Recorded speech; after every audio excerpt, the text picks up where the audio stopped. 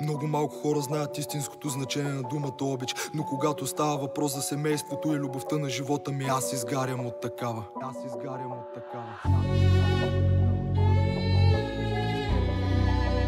20:02.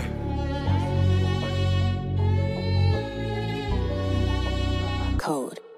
Знаеш ли кой е в трети клас да консумираш хляб и сол и на даскало да ходиш монко с късани гол?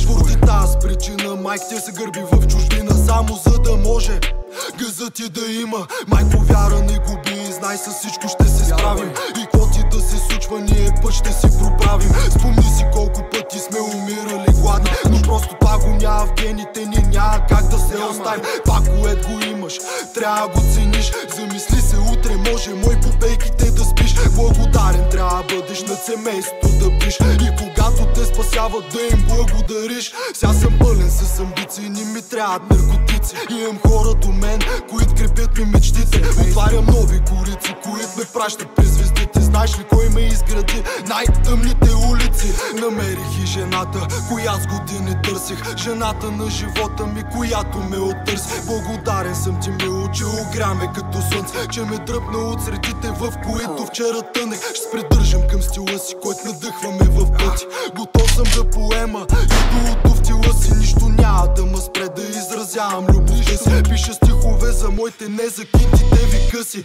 Семейството е всичко и за него бих се жертвал. Дай живота на семейството си, бих те посъветвал. От всяка моя дума нивга не съм се отметнал. Тук доказвам постижение, има виж ме е блеснал.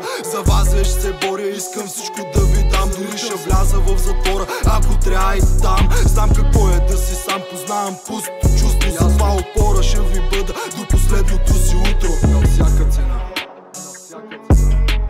Искам да знаете, че каквото и да се е случвало, през каквото и да сме минали, колкото и да сме се карали, аз винаги съм ви обичал и никога няма да изменя на любовта си към вас. Знам, че съм грешал, ясно ми е, че съм постъпвал глупаво. И сега ви се моля това да ми се прости. Обичам ви, вие сте всичко за мен.